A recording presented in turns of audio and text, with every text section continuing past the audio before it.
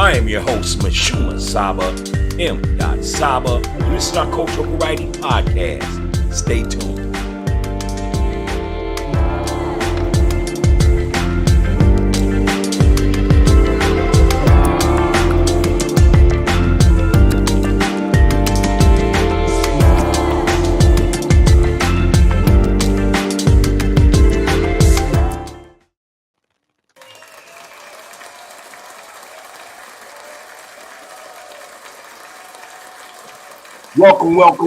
Welcome to Coffee Talk Podcast, the Cultural Variety Podcast show.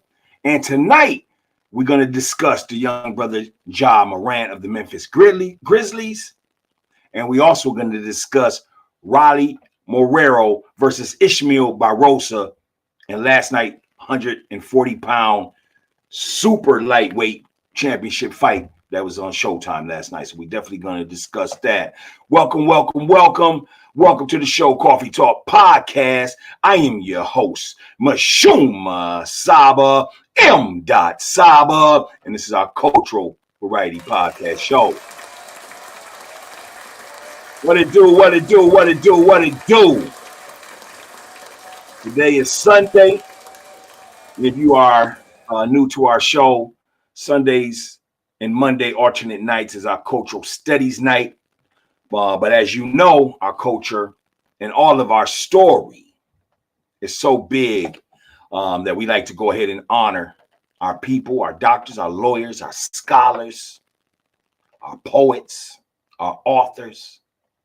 And that's what we usually do on Sunday and Monday nights. Being that it was a big, well, let's just say it's in the news. And we could have put this on for our sports night, which is on Wednesday nights.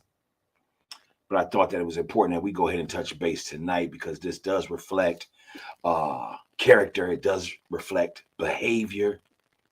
And it's one of ours. So, you know, as big brothers, we need to talk about it. So we're going to definitely talk about Morant and the Memphis Grizzlies tonight. So, again, welcome to Coffee Talk Podcast. You know how we do it.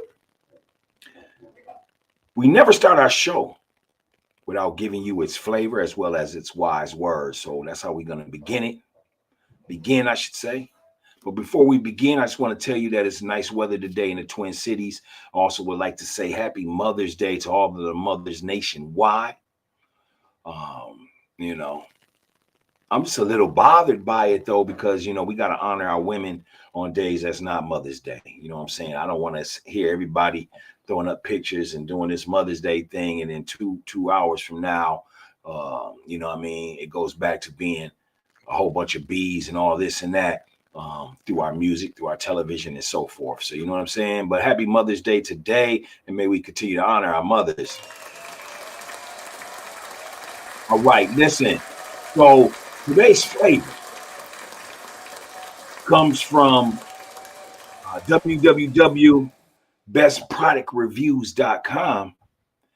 And according to that website, one of the best lattes in the United States, because I'm feeling latte today. You know what I mean? It's a nice cool weather. We're like 67 degrees, but it's not extremely hot.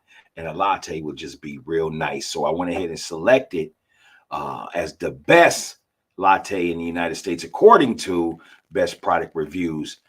Today's flavor is going to be organic Ganoderma Gold Cafe Latte. It's on a scale of 1 through 10, it's a 9.8 as far as taste overall. It's the number one coffee in the United States right now, the number one latte. And again, that's organic Ganoderma Gold Coffee Latte. And why do we select that as our flavor for today is because it assists with detoxification. It also supports liver functions, as well as it reduces fatigue, and it also increases your energy. So those are just some of the things. And then ironically enough, it's the most expensive coffee. $105 would get you 60 bags of that coffee. But again, on a scale 1 through 10, it's a 9.8. It tastes good. And so today, That's the flavor. But wherever you are, you go ahead and pour what you want. You go ahead and pour yourself some water, some wine, a smoothie, some coffee, cappuccino, whatever you want to do. But come on in, kick your feet up, and welcome to our humble home here at Coffee Talk Podcast, the Cultural Variety Podcast Show. And also, this gentleman here, whose wise words we're going to read off today, hails from Louisville, Kentucky. Louisville. And he is a 3-time heavyweight champion of the world. And one of the greatest brothers that we've all known through his humanitarian work. He inspired us. He gave the world beautiful daughters. He was the champion. He fought everybody. And we are going to honor tonight no other than Muhammad Ali. And Muhammad Ali's wise words for tonight here at Coffee Talk Podcast is this: champions aren't made in the gym. Champions are made from something they have deep inside them: a desire, a dream, a vision. Those are the wise words of Muhammad Ali. We're going to say it one more time for the night. The wise words again is by no other than Muhammad Ali. And his wise words are: champions aren't made in the gyms. Champions are made from something that they have deep inside them: a desire, a dream, a vision.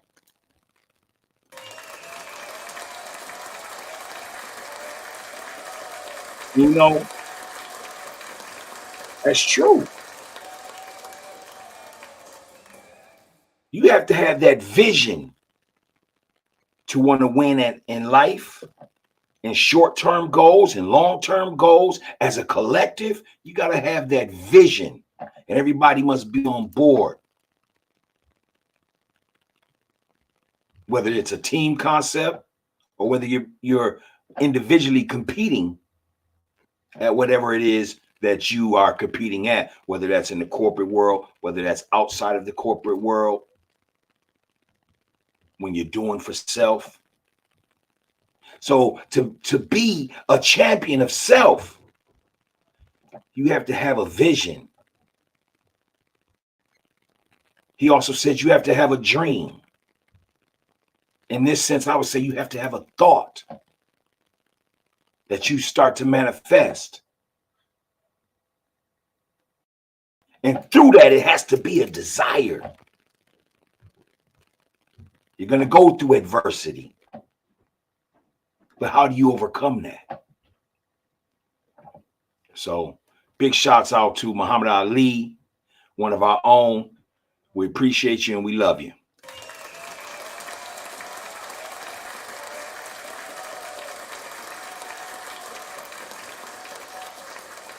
All right, let's go ahead and get right into the news. I actually was going to save this last, but we're just going to push it up front because it's a hot topic right now. It's an issue of, I don't want to say disgust. That's too hard of a word. But I want to say disappointment. We're talking about Morant, point guard for the Memphis Grizzlies. Morant, who just 3 weeks ago, prior to the end of the NBA season, was allegedly in Canada flashing a gun at an after set at the club. He was suspended from his team for about a week. You know, they wasn't going to really suspend him a long time, although they should. They should have held him accountable. But they went ahead and suspended him for a few days, blah, blah, blah. We want to just talk to you. They had Jalen Rose fly out there to talk to Morant about his ill judgment with branding a gun,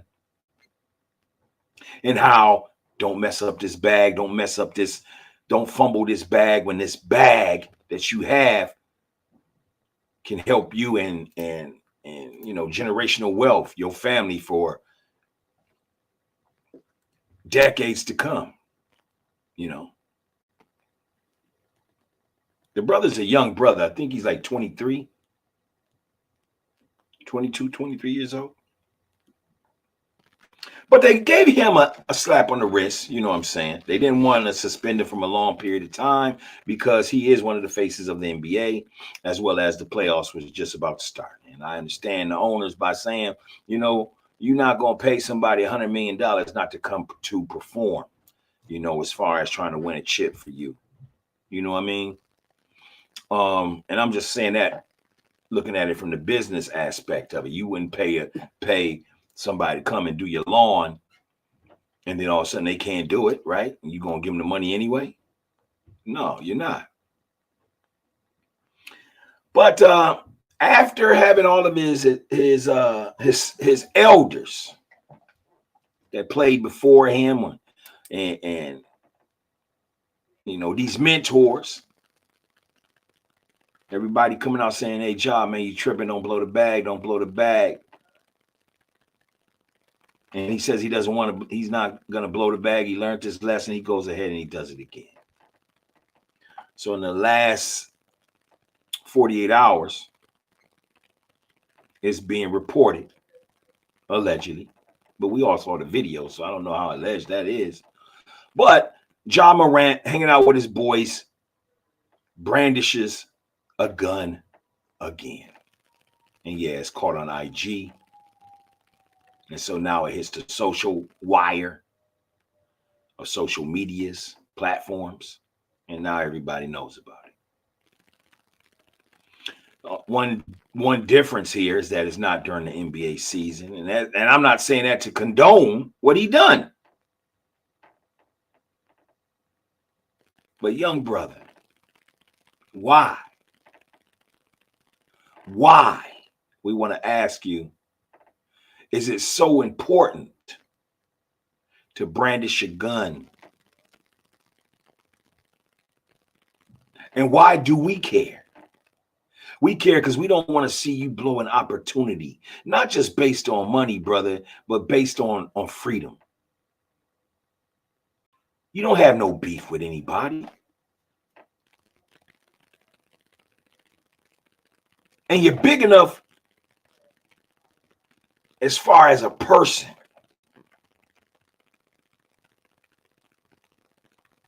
that you have a schedule that you don't really have time to conjure meaningless beef.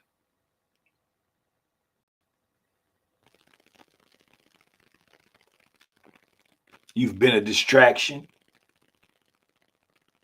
You guys got bumped out in the first round. And it's unfortunate that the guy that's y'all's top defensive guy, Dylan Brooks, took all the slack because y'all lost. All because he said something to the effect of, hey, LeBron got to score 40 on me to prove that he's the man.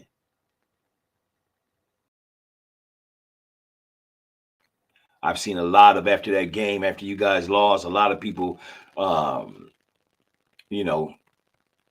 to get rid of that brother Dylan Brooks. And I had stated that, it's not so much Dylan Brooks' fault at all. You guys was having a good season this year until you upped and branded the gun, Ja Morant. Now y'all got unwarranted attention. And it was a selfish act because now it involves all your teammates. Now, I don't believe that you know about leadership. Although you got buddies rolling with you now because you got the bag. And I want to speak about that.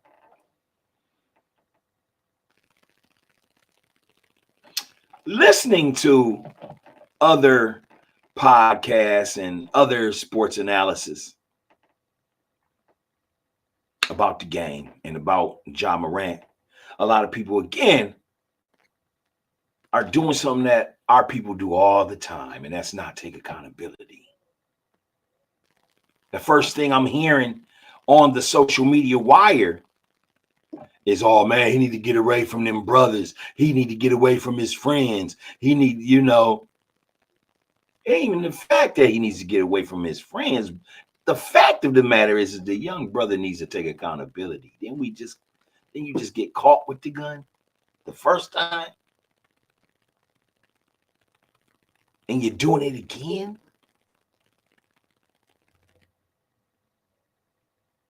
So let's not just put it on the friends. Yeah, there should be somebody there that says, hey, yo, homie, don't do that. But you guys are so caught up in the glamour and the lights and the money that your friends become yes men. And so when the older heads say you need to shake your friends, I get it. But let's not use the friends as the scapegoat. Because friends gonna be the friends. They're gonna do whatever they're gonna do. But you have to know that you are now someone that has to set the examples. Why? Because all of the eyes are on you, all of the media attention on you. And as an individual man, whether this is sports or not, you represent your parents. See, a lot of you kids, y'all, I get it. Your parents is just as young as you are. And some of y'all haven't even been taught about the respect of having for your parents. A lot of y'all look at your parents as y'all's friends. And that could be the problem. Ja Morant, where's your father at this time? Father T. They call him T. But after just 30 days ago, your son getting caught with a gun, you got to have that talk with him. And maybe you did. But maybe it wasn't effective enough if he went ahead and repeated this same error. I can't say if you talk to him or not. I'm not in your household. But you are just as greatly responsible to be his father and not his friend. And in our culture, we always have people that want to encourage the ignorance. What do I mean by that? Well, I'll show you an example. We be having friends that we grew up with that became killers. And those killers are rightfully locked up because of their heinous crimes. Yet our people will be talking about free so-and-so and free so-and-so and free so-and-so. But a criminal is a criminal no matter the color. Law is universal. And so that's what I mean that, we're not getting it. Nobody wants to say, look, man, we fucking up, but we all friends. But can't nobody call us on the bullshit? Then you ain't friends. If your friend can't say, look, don't wear that outfit tonight. And I'm saying this in just terms of, how women would be talking. Hey, girl, don't you wear that outfit tonight? Or she says, honey, should I wear this or wear that?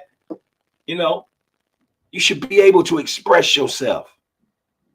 Or when you're with your boys and you are on 10 or on 9, somebody done pissed you off.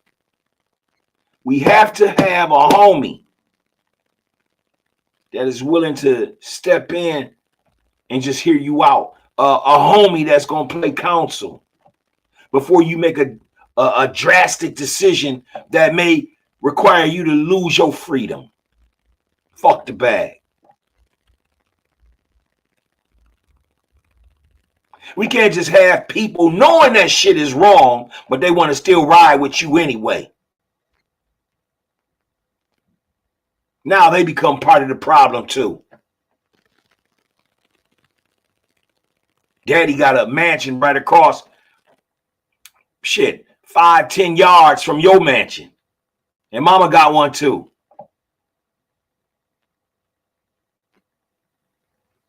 And ain't nobody caring enough to snatch your little ass up and say, dude, man, you fucking up. Don't blow the bag, Ja. Don't blow the bag, son. Let's talk about Memphis. And I want to, I should have did this before, but I'm going to have to grab my phone. Let's see where Memphis ranks as far as in murders right now. I'm going to go over here to Google.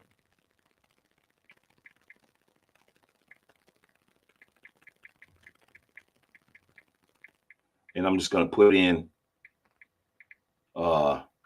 Memphis murder rates in 2022. Stay with me. According to Google, it says that the city saw at least a 12.77% decline in homicides from 2021 to 2022, according to the Memphis Police Department data. Memphis Police Department said in a presentation the number of homicides declined 16.2% year over year. However, the department said there were 346 homicides in 2021 and 302 total homicides in 2022, which when measured is a decline of 12.7%. But whatever. The realities is 346 or 302 murders. Lets me know what's up with Memphis. Been there a few times. And I only read that data to point out the fact that, look, Memphis is tough. But Ja, if you have to be around a gun all the time, brother, one, you should get a license to carry. One. Because I'm a firm believer in not taking guns away from anybody. I don't believe guns kill anybody. I believe ignorant people with guns kill people. I believe you can be responsible and have guns. But Ja, if you got to be always branding your gun, then that's where the problem lies, young man. You either in the wrong place or you're not thinking clearly and somebody needs to talk to you.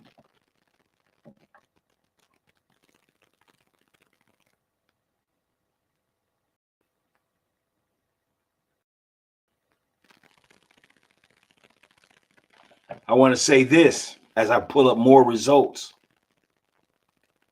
The most dangerous places in the United States in 2022, 2023. Guess who's number one? I hate to say guess, because in my nation, we don't guess. But it's Memphis, Tennessee.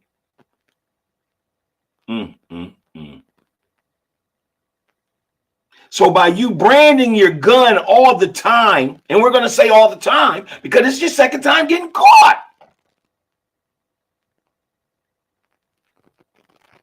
That right there tells me that you ain't thinking clearly, brother. You have too much time on your hand outside of the facilities of practice. And I get it. I understand, the way these sports teams treat y'all. It's like, fuck them. I get it.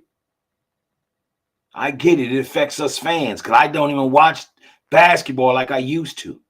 I watch the highlights now because it's too orchestrated, it's too political, and it's too entertainment. It's not even sports, and it doesn't have sports true competitiveness, if you know what I mean. It's all scripted. Even when they flop, first thing I think of when they flop is, man, they must be getting wrestlers to teach them how to do that. It's a disgrace. But what I want to leave you with today, Ja, is that, brother, don't blow it, man. Just don't blow it. I'm not saying that you can't smoke weed. All I'm saying is be more smarter in whatever recreation that you choose to do, man. Because all of us have some type of recreation that we like doing, whether it's shopping, whether it's going to bingo, whether it's going to the clubs, whether it's taking trips, whether it's turning on podcasts, whatever. We all have our itch. But brother, don't blow the bag because that's what they're expecting you to do. Show them that you are different, brother. Show them that you are different.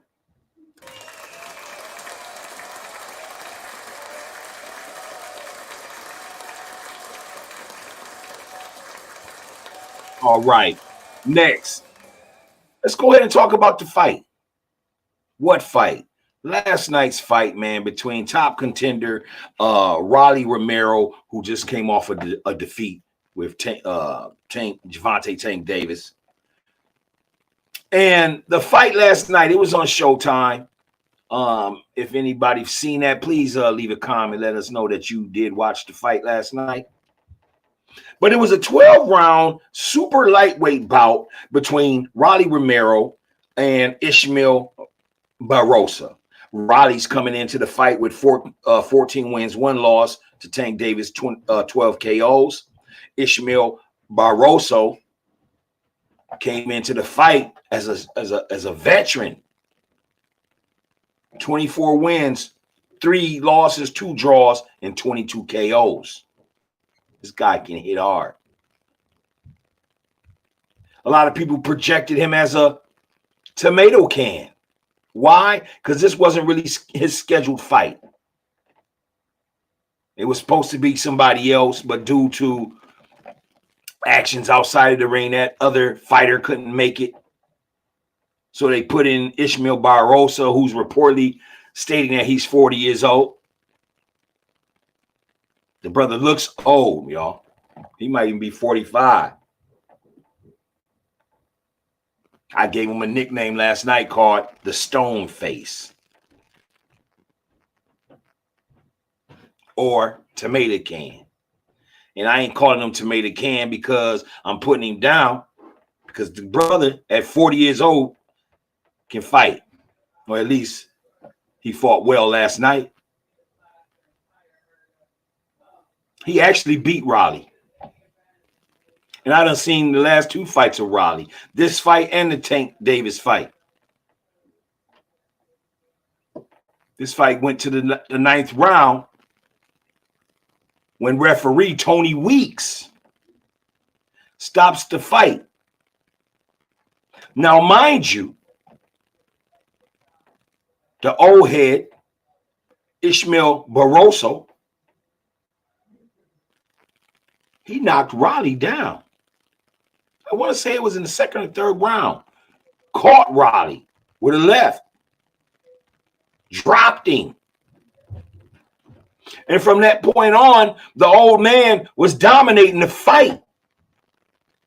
Clearly dominating the fight. Now, there was a subjective knockdown of Raleigh knocking down Ishmael Barroso, but it wasn't a knockdown. It clearly shows that it was a push. But the judges wanted to declare it as a knockdown. However, the judges didn't cheat this fight, because on all 3 scorecards, the judges had it just like I had it. The first 8 rounds, I had it 6-2. 6 rounds going to Barroso, 2 rounds going towards Romero. One judge had it 6-2. The other 2 judges had it 5-3. So you could clearly see that, and it was only going 12 more rounds, and this was at the 8th round.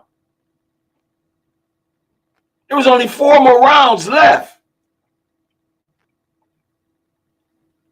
Riley puts on pressure. He comes forward. He's swinging dramatically, but he's not combinating. He's not hitting. He's not landing. And so referee Tony Weeks just jumps in and stops the fight. I couldn't believe it. Because when they stop fights, it's usually, oh, man, dude took a blow. Oh, they should have stopped it. Ah, they should have let it continue. Ah, they should have stopped it. Ah, they should have let it continue. You always have, it could go either way type thing. But in this case, Barroso wasn't hurt at all. He was winning the fight.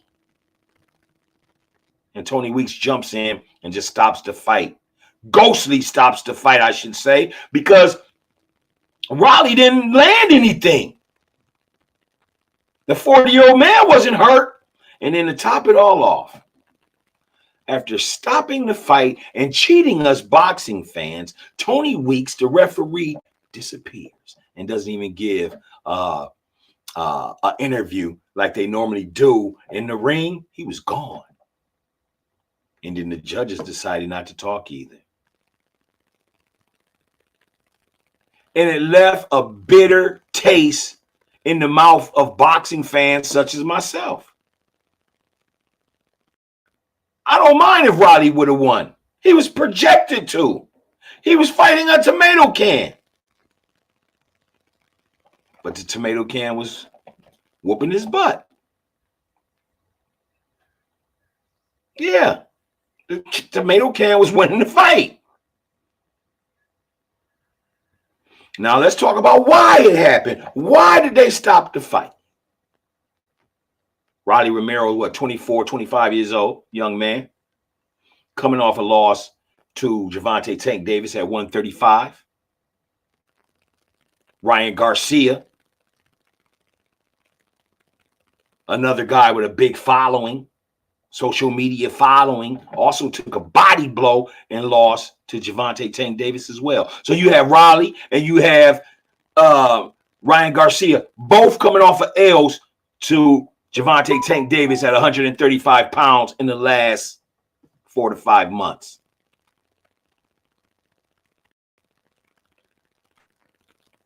So I bring that up to say that they stopped the fight last night for several reasons. Number one, if that 40-year-old guy, Ishmael Barroso, who is not no slouch, by the way, but he is old, he looks it, would have won that fight, that would have broke up an opportunity for promoters to make millions and millions and millions and millions of dollars by seeing a fight of 2 young contenders, Romero and Ryan Garcia. 2 guys that lost to Gervonta Tank Davis at 135 pounds. 2 guys that are moving up to super lightweight at 140 pounds. Why? Because it's just easier for them to hold that weight versus trying to make weight. These guys are naturally 140 right now. And 140 doesn't have anybody in that division. Regis Prograis is a heavyweight champion. He has one of the belts at 140. But other than that, there's nobody really that is eye-catching. There's nobody really that you can market for that weight division.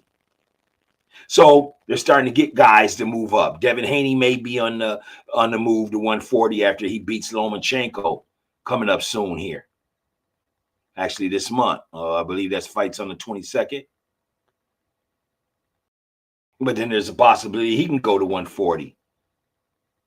So 140 is starting to get packed. But they would not let Riley take the L.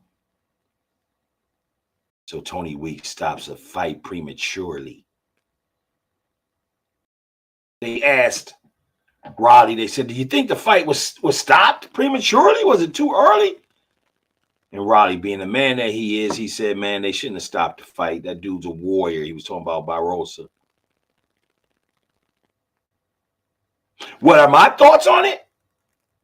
My thoughts is, look, the commission needs to step in. The Las Vegas Boxing Commission needs to step in, and they need to run that back. Within 30 to 45 days, they need to run that back. Because it gives a bad taste to boxing. It's a disgrace. And we've all done seen fights where fights get stopped. We've even seen fights get stopped prematurely. But for a guy 40 years old, has his fight stopped and he wasn't even hit, it's just like, oh, so now you're just going to think we're dumb. We're just dumb. We see it on camera and we're supposed to act like it didn't happen. Ain't that the sound of America right now? We see shit on camera, but somehow people go in front of the judges and they walk away. But the evidence is right there. Let me know what y'all's thoughts are, man. Let me know what your thoughts are on Ishmael Barroso. Do you think the old man won the fight? Let me hear your thoughts on Romero. Do you think Raleigh won the fight? Again, at the time, my scorecard, as well as the judges' scorecard, they had it at 6-2, man. Six rounds to 2 rounds.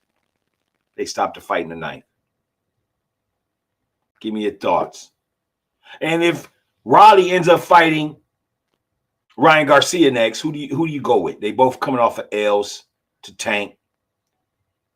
And now they're here. They'll be fighting for, again, to me, a vacant belt. What's your thoughts on it? Go ahead and leave your comments. Let us know what time it is.